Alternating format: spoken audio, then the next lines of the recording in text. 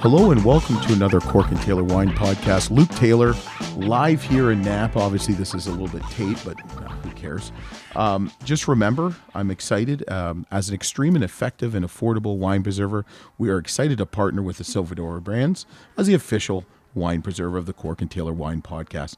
Open whatever you want, whenever you want, 100%. Argon Silvadore Wine Preserver allows you to do just that. Go to silvadorebrands.com and click the For Your Home to Order. When checking out, enter Cork and Taylor in the discount code and receive 10% off your next order or your entire order. Don't forget also, too, coming out on February 23rd, we have the first ever Cork and Taylor Wine Madness. Enter your free bracket to see who's going to win the illustrious Cork and Taylor Wine Madness trophy at www.challenge.com, Cork and Taylor Wine Madness, and we'll have all this stuff in the show notes and what have you. So I'm excited. I'm in a little place called Calistoga, and I was told about Calistoga by Chelsea Barrett. So we had Chelsea Barrett probably about 2 years ago, and I work with her because I sell her wines in Ohio at Matera. And I said, "Oh, you're from Napa Valley?" She's like, "No, I'm from Calistoga." So I'm very careful of making sure I say Calistoga. So we've got this some winemaker who consults for like 3,000 different brands, and we're here with Kirk Venge. Oh, nice to meet you, John. And it's a pleasure to be on your show. Yeah. So John is actually my middle name. Luke's my first name, but that's okay. Oh, why did I say? That's all right. Okay. You don't even know who we are. Why did I say John? I'm sorry. You know, you're fine. Don't worry about it. We're getting off. Luke. We're getting off really well. Luke John. Okay. Yeah, Luke John. Okay. Well, and you know what? You mentioned Chelsea Barrett. I had the pleasure of meeting her at a harvest party. It was out at Summerston Winery earlier this, later, I guess in 22, you would say. Mm-hmm. But what a delight she is, and I know her parents very well, and great folks. Yeah, Can't I mean, say you enough guys about come. Heidi You guys, and Bo yeah, and- but you guys come from good stock and stuff like that. So, I'm curious about this. What you're going to say. So I've got a supporter of the Patreon podcast or the Patreon site to kind of help the podcast. So she said, I said she's a big fan of you. Okay. And she said Vanilla Gorilla. No. And speeding tickets. Speeding tickets. Yeah, I guess you like to drive real fast. No, it's I would be amiss, Luke, to say that I didn't have some fast cars, but I don't drive them very fast. It's one of those things. It's more for the pleasure than the rip and go. But yeah. Certainly, no, I have speeding tickets. You know what? I haven't had one in a while, but I do in a week. In a week, it's yeah, for sure. Yeah. But it's no, I got a couple cars, a few fast Ferraris, and they're exciting to drive. That's for sure. But you don't have to get going too fast to enjoy them. But yeah, it's cool. What is a car seat like in a Ferrari? Oh, they're tight. They're tight. Did you ever have one? I'm 6'4". Yeah, I'm 6'2.5". Or a car seat like for your like a child seat, yeah, or like when you. I mean, I know your kids are a little bit older, kids, obviously.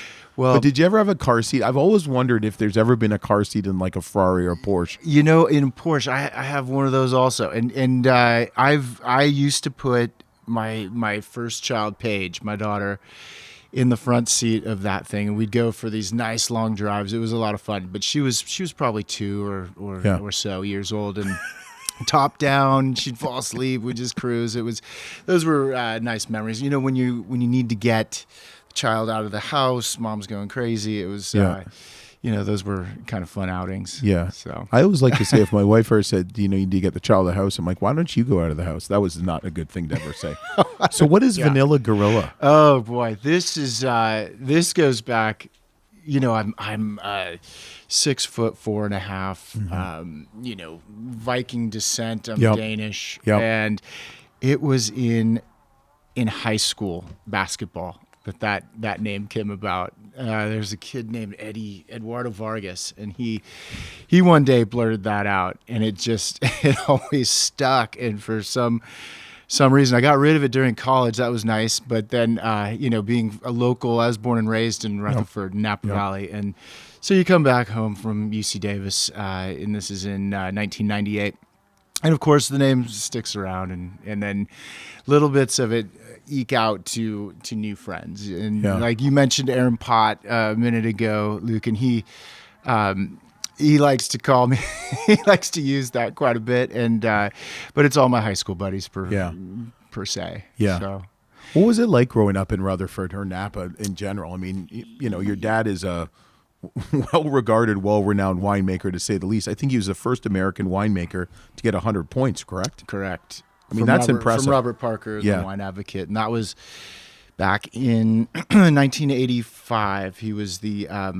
for the reserve. It was a Groth 85 reserve cab, and I think that review came out sometime in 88, let's say, something like that. And it was that was his big ticket. That was his big claim to fame. I mean, there's probably not a greater accolade. Well, there might be. You make winemaker of the year, right. or you something else along those lines. But to be the first advocate American 100-point winemaker was certainly the greatest thing I think he's done. And do you grasp at, especially that you followed in his footsteps to get that?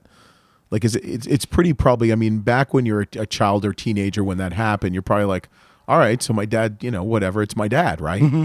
But now it's like, damn, like that's it did pretty impressive. I remember I was in junior high at the time here in St. Helena, and I even had friends like Nicole Anders, her father owned at the time Pine Ridge Winery. Mm-hmm. She even said, "Hey, congratulate your dad on his 100." And so I don't know that I did understand what that was all about. We didn't really, you did have wine writers back then, of course, and they were of great importance, and something like that back in the day. Now, fast forward, there have been several 100s and from winemakers all over and what have you. But back then, that was what would light your fax machine on fire. Mm-hmm. That's how those things went. And pretty soon you're down to 3 bottle allocations until it's all gone.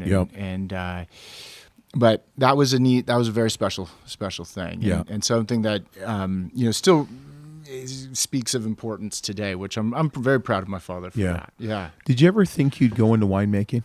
I always knew that I would. Yeah. I always did, Luke. Did he ever push you? He did not, but you asked about what is it like growing up in Rutherford, and I'll tell you, you don't need more than one hand to count how many kids your age are in Rutherford, and they're probably too far away, and your mother wouldn't let you ride your bike there anyway because it's crossing Highway 29 or something. Yeah. So, in Rutherford, I grew up with Oakville's not very far away. Yep. So the Meyer boys, Matt and Chad, were best friends. Andrew Groth, growing up on the weekends, his family would come up for Groth Winery, of course, Dennis and Judy and Suzanne, their daughter. And, and then I had a couple of other buddies, around, and it was very slow life, let's say. Mm-hmm. So, you end up gravitating toward the vineyard and the winery, and just as where that's your social outlet, that's where you play. That's, the vineyard and the winery is where I say I grew up. So I always knew from a very, very young age that being a winery owner was what I wanted to become one day. Yeah. And I think I was 6 years old. I even have a little essay. It's in a file at home. It's written in sixth grader or not 6-year-old handwriting and sloppy kind of cursive and big letters. You should find that and frame that somewhere. I should. I do have it. I know exactly where it is. And you should. It was something that my mother always held on to. And mothers do that. Yeah, they do that. They say, "Oh, that's neat." Your wife probably does the same. I'm gonna hold on to that. Yeah. Well, so anyway, that's So I always knew that I wanted to be a winery owner one day. Okay. When I grew up eventually, and today that's all come true. So. Yeah. So you obviously have a unique background. You went to UC Davis. Mm-hmm. You did 5 harvests at Mum. Right. You've been in New Zealand. Yeah. Was there ever a thought like you might stay somewhere else not called Napa? Not really. I always knew Napa Valley, and the reason was because I knew from an early age, this is where great Cabernet, great Bordelais varietals grow, and wanting to stay close to home, and this is where I'm rooted as well. I mean, the Mum winery experience was a big one, and I actually have Hugh Davies to thank for that, owner of Schramsberg. He was interning there just prior to myself. So I took over he kind of handed off the reins in 1995. That sounds like forever ago. Yeah. 1995, and I stayed there through the 99. But and I worked for Greg Fowler, also Rob McNeil, two good, great leaders and well-respected winemakers. And but going away, doing that internship abroad was really important. That was something that, kind of gave you a bit more footing and stature than just sticking around in the Napa Valley. But I always knew that I'd want to come back here to, work for the family business, which I did for a handful of years. And then it was in 2003, I started making Venge wines. 2008, I took over the brand. And in 10, I built my winery here where we're sitting today. Yeah, that's amazing. Where was it before 2010? Prior to that, these wines, okay, so there's, some of the history of Venge is that it started at Saddleback in Oakville, my dad's small little winery on Money Road. And so the brand began in 1992 with family reserve Cabernet Sauvignon. So it was Cabernet Sauvignon as the real lead in. And we were talking about Robert Parker a second ago, and he and my father would sit down together once a year, like Robert would do with many, many winemakers at different wineries. And he said, Nils, you have Saddleback Family Reserve, but why don't you name it Venge? And or title it after your last name? And so he went out on a whim, and it was the first 100 cases produced, 4 barrels, was Venge Family Reserve. And then from there also then came the Merlot. So these were all the reserve, what he wanted to separate out from the Saddleback pack. So he started with Scout's Honor, Sangiovese, Merlot, and the Reserve Cab. So those four wines. And so eventually, you fast forward to 1999, my parents bought a property, which is... Today, it's where Maris Winery is. It was called the Rossini Ranch. It was an old ghost winery. Ghost wineries were wineries closed by Prohibition. I remember that. And so I got into this. I got into the property in 1999, and I just did everything I could to remodel and rebuild it from the ground up, basically. It still had 3 walls, one, an earth floor and a tin roof. The back wall was quarried into the hill because that's how you kept wine cold back in 1891. Absolutely. So I got in there, drilled a cave, put in a tank cellar, and we fixed this place all up. And then eventually, down the road, my parents decided to sell it in 2008. And that's when I took over the winemaking for Venge. I took over the brand. So I took over the brand and got, and then I found my location here in Calistoga. So I was custom crushing. I was at Silenus Vintners for 1 year, and I was at Cuvison before it burned. I was there for 1 season as well, custom crushing Venge wines. We were about 1,500 cases total at that point in time. Size. So, that's a decent so it was size. okay. Yeah, it was a decent little size. And I found this property where we're sitting right now, and it was a house with 12 and a half acres of grapevines. And I stood on this porch with my wife at the time, my mother and I, and we're looking out over the vineyard and thinking, I can envision a winery site here and maybe a cave too behind this hospitality house. And, the vineyard's already established. So I'm already kind of jumped the queue there. And this property was on the market for about 1.5 years. A lot of winemakers looked at it and vineyard managers, but all had taken kind of a pass on it. But I didn't. I thought this is going to be my home. Do you ever wonder why they took a pass on it? Knowing what you know now, and obviously it's yours. Yeah, it's what we've been able to accomplish here has been quite rewarding. I think when I was doing the due diligence on the land, I was talking to those people who had studied it, and Benoit Taquet was one. He's a winemaker of Rome, and he's got his Fitmain brand and several others as well. And he's a good friend. And what was coming up quite a bit were nematode issues. There's disease pressure and the vine age, and it's pretty antique spacing at 8 by 12. These vine rows, but at 33 years old this year, these grapevines still continue to thrive. And what we've been successful in doing is incorporating a sustainable growing practice where I use 10 tons an acre of compost, another 100 pounds per acre of cover crop seed, and just keep that energy and alive in the vineyard. And you'll notice also from where we're sitting right now in at the hospitality room is that you don't see there's no Roundup sprays or any herbicide whatsoever. There's no berm exposed. So it's very much an organic floor. The only thing that's inorganic here is the spray regime, which versus the organic method, which I have a lot of respect for these growers, their inputs are often 2, at least, if not 3 more times of making passes, meaning they're out spraying the organic sprays about 3 times more often than we do conventional. So I thought, for compaction's sake, I'm working as hard as I can to build soil, working as hard as we can just to build energy into the vineyard land and the site. I don't want to be driving through this place any more than I have to be, and I don't want to.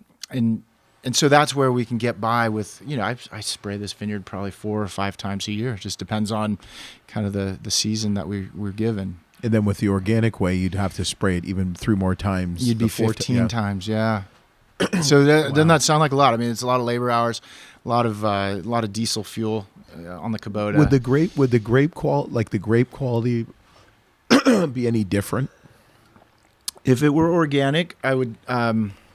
Gosh, we're so close to organic. I don't think there would. I mean, could the average wine drinker, consumer, your wine club members, really taste the difference? I don't think so.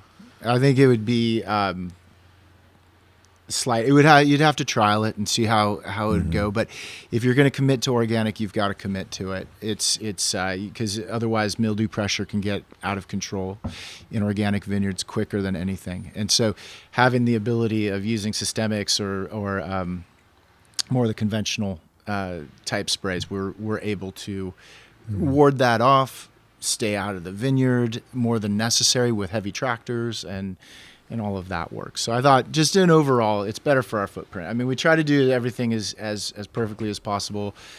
We've got solar power on the roof, skylights to work, without the lights on.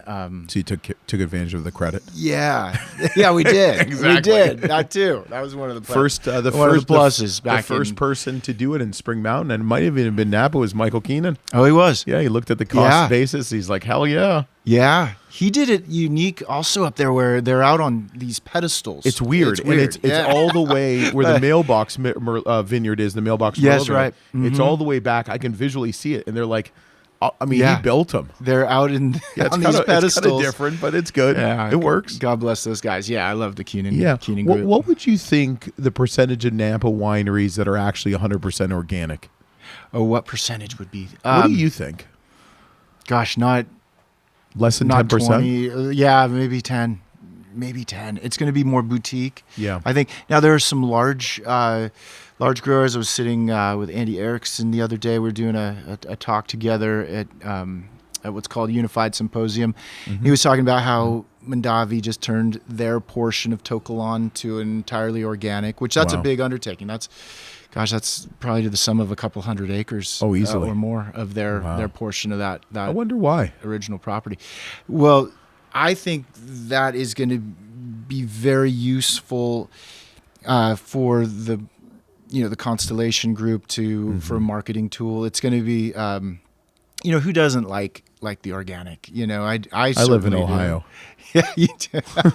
So I certainly do. But I just can't get myself to put someone out on a spray rig 2 more times than I think is necessary. Yeah. And I was I was brought up in the wine industry before organic was such a thing as it is today. And we have the way we're able to maintain these vineyards without the use of the herbicides nor the pesticides, but integrating the cover crop and the compost like I was talking about. That gets us just to the doorstep of this thing without burning fossil fuel and burning up labor hours. So, once a week. It's every 7 to 8, 9 days is the re-entry or the effective time for an organic spray. And whereas we use a conventional, it's 21. Yeah. So I just did that quick math and thought I'm just going to go with kind of what I'm good at and what I'm used to. So, but we don't cut any corner any other way. It's right. And I don't believe that's cutting a corner. It's just I'm protecting our vineyard floor, I think, by doing that. Yeah. I mean, that's a reasonable reason why. It's not, other reasons and stuff like that. Right. Let's try something before I ask my next question. So what do you want to try? Well, I brought out 6 wines for us to try, and lead off is what so many people know us for. This is called Scout's Honor, and so you're a Boy Scout. I was a Boy Scout. Yeah, I was a Boy Scout back in the day. Not an Eagle Scout. My dad was, but was he really? Yeah, I got to life, and then too many things got in the way, and I kind of pushed the scouting aside. But while I was in Scouts, I had a yellow lab. He was a rescue, and his name, of course, was Scout. So on the back label, I mean, this is one of those kind of dual purpose name game 2021 wines. This is a 21. Damn. So yeah, it was in barrel for approximately 12 months. We break up the bottling into 2, and so we'll do a 12-month, and we'll do a or just right before harvest, we'll do 1 small bottling just to kind of, and with the advent of the 20 vintage, we needed to do some things to get product back into shelves and into distribution, as you understand.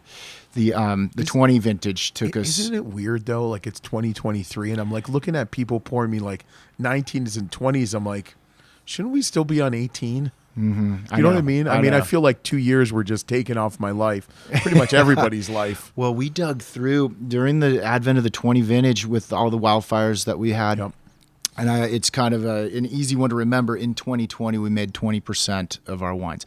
And most of those would be the whites. White wines came off well. They didn't suffer to smoke taint nearly as bad as all the cab that we rolled the dice on and had to get rid of. So in 2020, we made about 20% of the wine, only direct to consumer. We didn't put any out in the marketplace. And so we need to get 21s up and running. And so this is one of the products that we can do that with, because it's kind of this is your workhorse, right? Yeah, this is your door workhorse. Kicker. Yeah, it's a workhorse. Yeah, we have this and another product called Silencio. I've heard of that. Yeah, and that's a NAPA cab. A NAPA AVA cab. We have several Cabernets now, and a lot of that is due to the kind of the constraints that 20 put on us. We had to get creative with 19 so that people wouldn't see identical product 1 year after the next. We get a lot. We have a nice loyal following. I love our customer base, and I'm so grateful to them. But I don't want to serve the same wines to someone coming back here for a wine dinner. Yeah, the same shit. I'm going to pour you the exact same wine again, and that we as a collective team here, my general manager Jason Williams and I put our heads together and thought, why don't we deconstruct some of what makes these wines like our family reserve. Let's deconstruct that, because those are important wines, of course, that come together.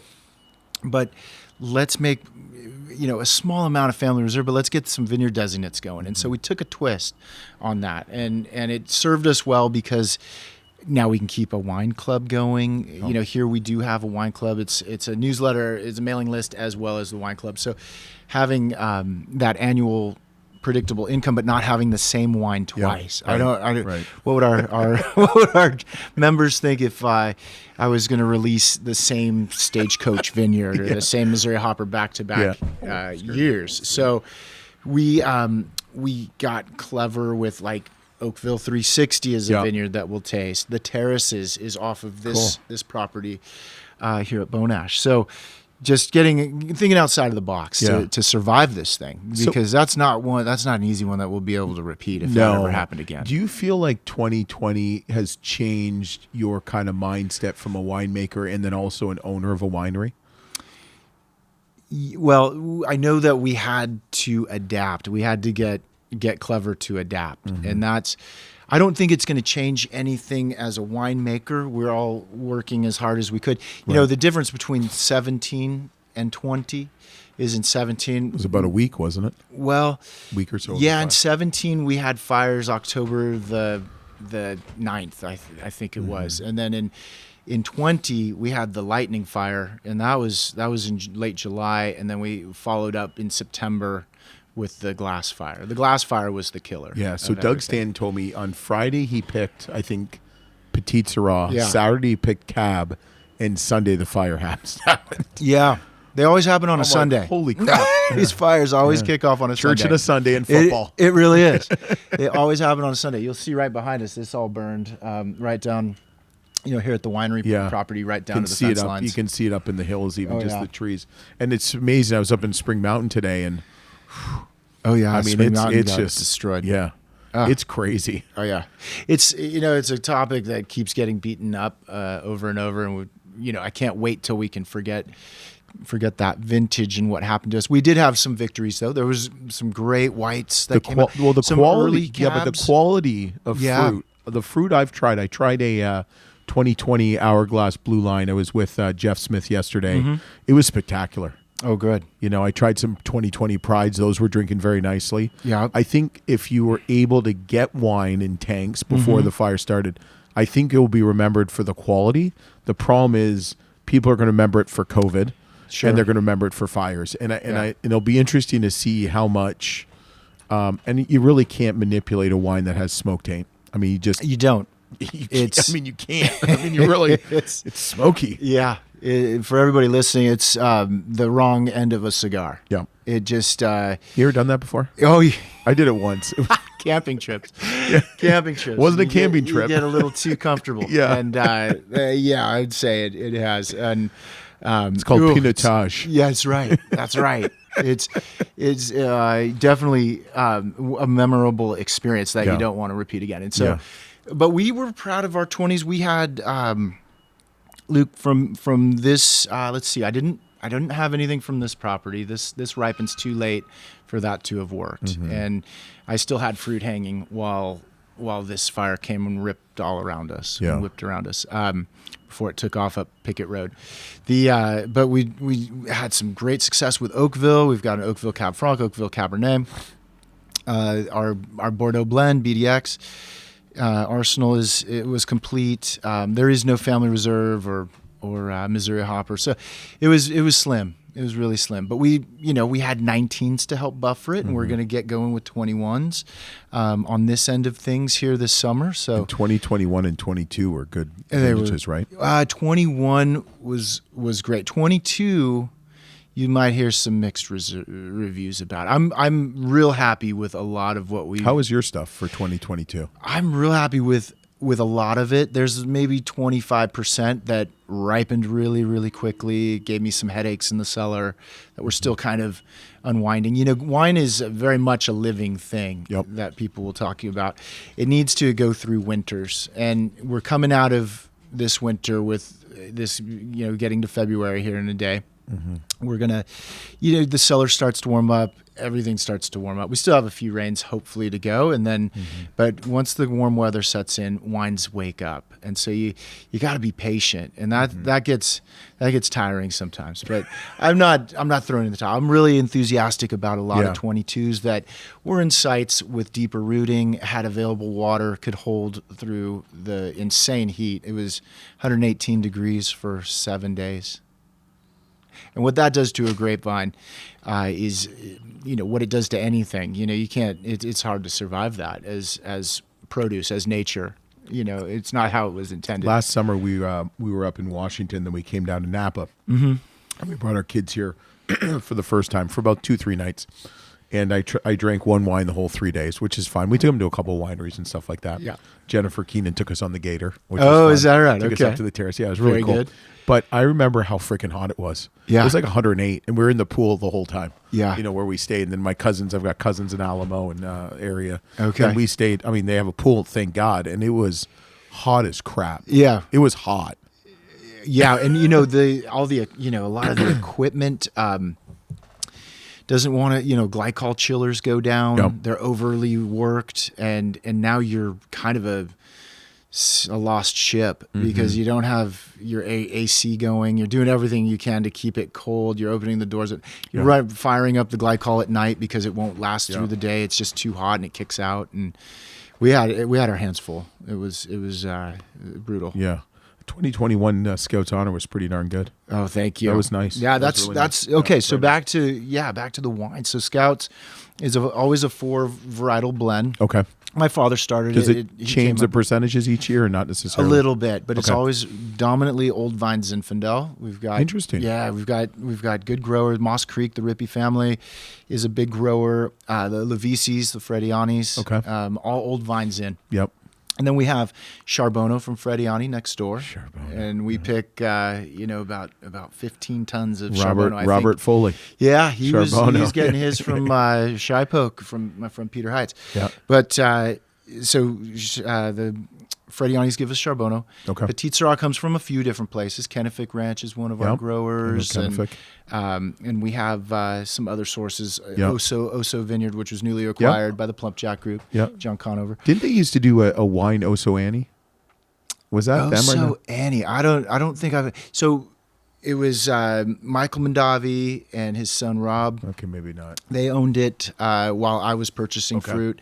Still hopeful to purchase. This was years ago from John, but we've got to get on the phone together. But so Petit Syrah from out there, and then Syrah. Syrah comes from we pick from the Hyde Vineyard down in Cornell. It's very beautiful fruit. They know love what working they with Chris Hyde and sourcing grapes from him. Yeah. So it's nice slow ripening down there. Is that Larry Hyde's son? Or? It is, yeah. Yeah, Larry Hyde knows what he's doing. Yeah, they've got a fantastic site. Why that blend?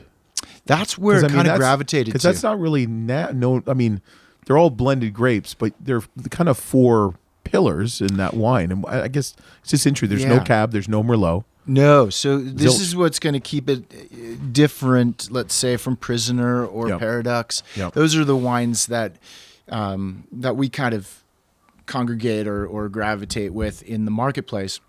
But Scouts is unique because it's Zinfandel. It doesn't have any Bordelais varietals in it. No Merlot, Cab Franc, or Cabernet, Petit Verdot. We started out, my dad started this when the Yellow Lab passed away. So it was a critter, you call them critter wines, right? They're named after your pet or they're named after an animal. And so he did this 100-case homage to the dog. And back then it was young Vine Zin, because he was making Saddleback Old Vine Zin from like Monte Rosso and Frediani. Yep. And then my father was getting, and we had Sangiovese. This is back in 1994. He had a small planting of Sangiovese on Money Road from a neighbor, the Crucigers. So so it was 5% Sangiovese and 95% Zinfandel. And then over time, it started to evolve. Well, let's put some color into it, which is the Charbonneau and Petit Syrah. I got my hands on it again in 2003 when I started making the wines, and I introduced Syrah for the first time. What did your dad think about that? He was not a fan of Syrah. I don't think he ever has been. I love Syrah. I love it too. It's a real winemaker grape. Yep. It really is. It translates sight so well. It grows fairly well everywhere. Yeah, but plus the flavor profile. And you know what I love about Syrah? You can drink it with or without food. Mm-hmm. It's not big in your face. It can be big, but not in your face. And it's very it's one of my favorite varietals. Yeah. I agree with you there. It's we do make one for Venge. It's a Stagecoach Vineyard Syrah that's just gorgeous. Working with that fruit. Hard to sell, but it's delicious. It can be hard to sell, so we don't go too long on it. Yeah. We keep it real in check. We're not trying to light the world on fire with our Syrah ability here. But it's an ageable wine, drinkable wine. It grows well. In so many different lands, in the snow, it grows in the on the sand. It's I'm waiting for them to grow it in Ohio. I mean, what's news? Breaking news in Ohio. With cold as shit. It is okay. It's hard to people and they have obviously a wine scene there. I'll never go or have been because I'm kind of a purist, and I'm fortunate I can come out here, but. It's funny because there's no marine influence, which you need, right? You need some ocean or bay or whatever. We don't have that. Now we've got the lake, but not the same. Then it's cold as shit and it's hot as shit. Mm-hmm. Like there's no in between. So it's kind of like now they're not going to grow Cabernet Sauvignon there. I mean, let's be honest. Mm-hmm. Cab Franc does okay there. Okay, but Italian varietals at all? Or? Sure. Okay. It's still better than Missouri wines. Okay. You know, we're one step up from Missouri wines. That's your competition. Well, I mean, you got to have some competition, right? Yeah. And yours is Sonoma, technically. Right. And, you know, ours is Missouri, maybe. Lake Michigan's got good wine, though. They do. Traverse City, yeah, up there. Yeah, absolutely. I've visited a wine. The ice wines and stuff like that. The whites are good. Pinot Gris. The whites are good. Yeah, the whites are good. The whites are good. But that's why, going back to why did you know, I always knew to be back rooted in Napa Valley. That's because I wanted to be amongst the places where the giants lived. Yeah. And that in my mind were all the, you know, people that laid the groundwork. Other than your before dad, us. who were some of your influences? Well, like Rick Foreman. Oh, Foreman God, yeah. one. Yeah. So one of my best friends is Toby Foreman. So I was like a second home. Every weekend up on that ranch, riding motorcycles and seeing what Rick was up to. He was kind of a one-man band, making wine by himself. Maybe another pair of hands would help him. I think he's a three-man band now, isn't he? He might be, yeah. Yeah, but he's like, I've never had the wines, but I've heard it's like rock star status. He's great. Like it's legit. He is legit. And even like the Chateau de la Roche, I think it's his second. Yeah, the Grand Roche. The Grand Roche. I heard for the price, it's like $50 retail. Yeah. No, he's always been very fair, but he's always been a purist where what I appreciate about Rick, one, he was always open to any questions, you know, so That's he was, awesome. and he was also good about advice because he looked at wine through the lens of somebody who is a perfectionist. And he said, you know, listen, Kirk, you don't ever worry about making a lot of wine. Don't ever worry about, any sort of economics or trends. He said, just get your hands on the very, very best grapes you possibly can. Yeah. And don't make a lot of it and just get out there, and that's how you're going to do your thing. So I always carry that in the backpack of life. And then when I took over the Venge brand, of course, like I mentioned, it was about 1,500 cases back in the day. And so now we've ramped that up. 1,501. Yeah, that's right. How many cases do you produce now? We produce, and it's not all made here Right. on this property, but we're producing north of 20,000 cases. What? We're that much? Yeah, north of 20,000, and a lot of that are the workhorses, the Silencio Napa Cab, and the Scout's Honor. Yep. Is that kind of where you want it to be? Is that like kind of your sweet spot, or is it something that you would like to grow more? Because as you know, just because you grow it doesn't mean it's profitable. Well, and it also stretches your resources, your lifestyle. Yep. I'm very content with where we are, but we do around here love responsible growth. So if we can continue to move at 5 or 10% growth per year, I'm all for that. And you have the access to get more fruit. Yeah, and we do have, if we exactly. And fortunately, being at this, for as many years as I've now accumulated, my father's influences certainly helped when I was getting started. But today we have our hands in quite a few things. Like, for instance, right now, the next wine that I'm pouring you, this is our 19 Sugarloaf Merlot. This is a vineyard just down in the southeast end of Napa Valley. It's near the Sire Rock Quarry and the Napa Airport, the Napa College. In that neighborhood, if you look up to the east and you see, starting basically at the Silverado Trail, or where that southernmost end of Silverado Trail is, it goes right up to the top of the ridgeline. And this is a very large vineyard, but is it across away from Napa Valley College? It is. Because it's amazing to me. You drive up here, and a lot of times there's not signs, right? You just see these vineyards, these random vineyards. And it's fascinating, especially like Pope Valley. Yeah. It's fascinating to me who's producing from that vineyard site. Who are the people behind it? Yeah, exactly. So this one is... You'll see a big Atlas management sign. I know exactly where it is. Yeah. So that's the indicator on this one. But that neighborhood, it's a cool climate, very, very rocky shale soils. The neighbor is a gravel quarry. Most of what you see being built around here is from Sire stone, Sire rock. Yeah. And it has a rockiness characteristic even on the nose, like a graphite. It's a graphite, a flint, a graphite. Yeah. Some of that's going to be the oak. I raised this Merlot in 70% new French. Typically, it's a combination of Darnage, Jutanso, Sylvain, Nadalier. Yeah. Why 70% new? I found I like that. Just a little more than 2/3 is right on the nose with this. It supports the fruit, gives it the accent. We'll typically do anywhere between 50 and 100% new. Okay. So when we get into our bigger, broader wines, those will be 100% new French every year. Okay. And then we adjust the aging time Cool. from 22 to 28 months. Nice. Something like that. So yeah. And then everything's unfiltered, unfined, as it were. So it's Merlot. 100%? Yeah, 100%. You had to think about that. There's 1% Viognier and it's in there. No, but nice texture. It's got a good gravity to it. 19 was a sweetheart year. It really was. It was, 18 was such a large year. 19 fell off of that a little bit. That's nice. But we had good velvety too. Thank you. Yeah, nice textural feel. Oh yeah. Look at the legs, as they say. Yeah. Like, oh, look at the legs. So we make about 400 cases of that, 16 barrels. Okay. Is it? So wow. Yeah, but I love Merlot, and I do use this as a blender into others as well. We have our BDX, our Bordeaux blend. Some of this makes it into there. There's a little bit of this wine also in Silencio in the Napa. How many different wines do you make? Under Venge? Yeah.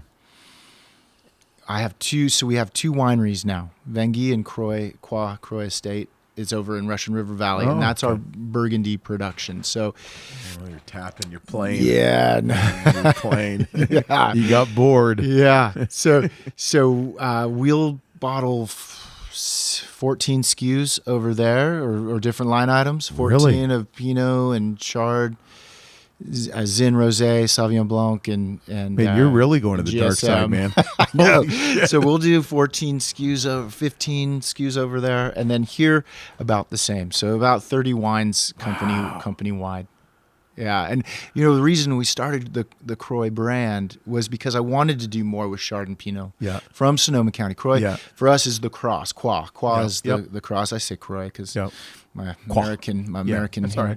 But so Croix is the crossover. My mother's from Sonoma County, so it was for me the crossover of Napa to Sonoma. So from Calistoga over to Russian River is only a half an hour. I can be there as quickly as I can down to my client 1111 on Trancas. I can be to Sonoma, and it's God's country over there as well. It's different, huh? Yeah, for almost every client, myself of course, and every client that I make wine for, we do source either Chardonnay or Pinot Noir or both from the Russian River Valley. It's just for me, it's just it's such a wonderful appellation. That coastal, very cold. You have wonderful exposures, and that Gold-Ridge soil is amazing to work with. And there's some great growers. We're working with the Duttons and the Botchklipis, the Kent Ritchie, Platt Vineyards. It goes on, and that, and then Petaluma Gap. In fact, now that's new to us for the last couple of years. And there's couple of vineyards, this Sunchase Vineyard, Nightwing Vineyard. Yeah, I know Sunchase. Some cool stuff. I sell Carte Blanche. Oh, yeah? Okay. Yeah, Sunchase, right. Missouri Nick Hopper. Allen. Okay. Yeah. Nicholas on, yeah. Nice. Yeah. So when you were growing up, what did you think about Sonoma? Growing up, well, that's where we'd go for the holidays. So really? Oh, because your mom? Okay, my mother's side. So my father's family was from Los Angeles. My father was born and raised in San Gabriel. That he went to San Marino High School, and they lived. Their roots were in San Gabriel, down in Los Angeles. But my grandfather, he was an importer. So my dad grew up as. Oh, really? Yeah. So it's an interesting family story where great grandfather was an immigrant from Denmark. So that's where I'm half Dane. Great grandfather was an immigrant from Denmark. He came through Ellis Island, but settled in that New York proper.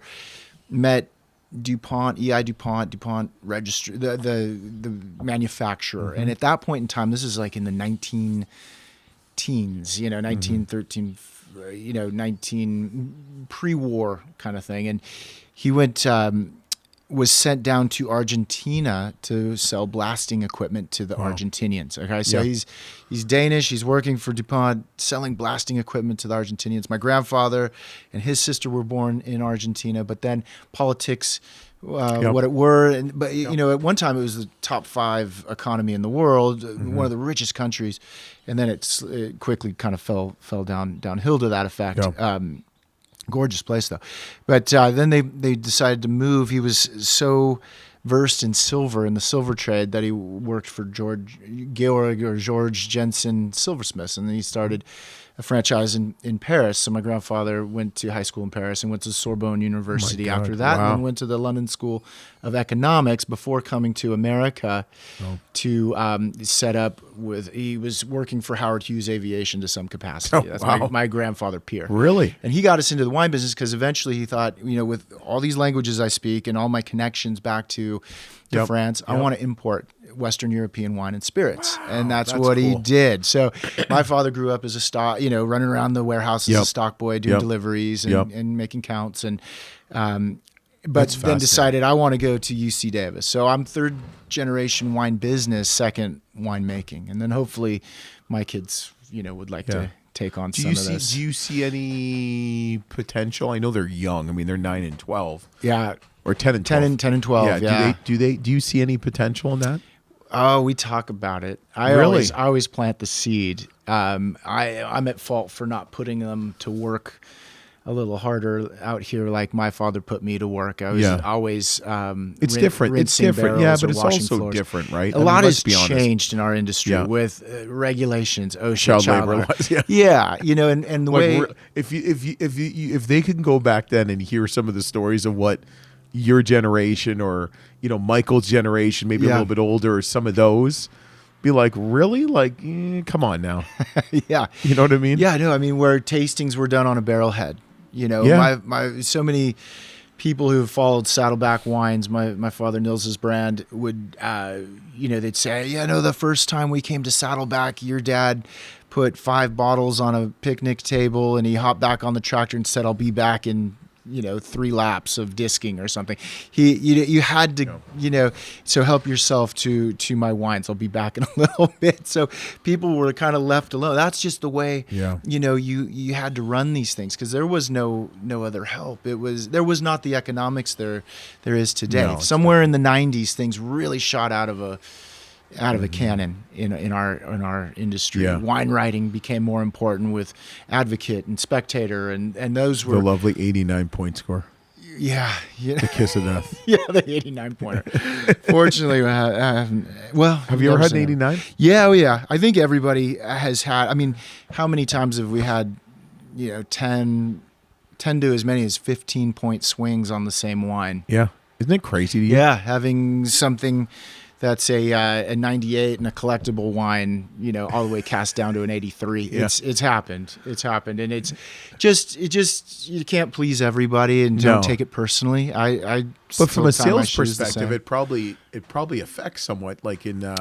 It can, this will tarnish this can tarnish your armor a little bit. Yeah. You're not as tough as you thought you were. Yeah. But I think we have to take it with a grain of salt, and there are several wine writers that I align my palate with more than others, and I think that's just going to be what keeps us all making wine, a little differently. Or you can just make 2 bottles and make it the way you want to make it, and make the rest the way you want to make it. I've heard stories about that. I don't know if it's true or not. Oh, what's that, Luke? Like when they send to reviewers, they'll send 2 bottles of a wine, they can kind of make it to more of that liking. Mm-hmm. Now, I don't know if it's true or not, but they get a higher score. They can kind of get the higher score. I don't know. I don't know. I'm not things. There are probably a lot of shenanigans in how people submit wine. I don't know.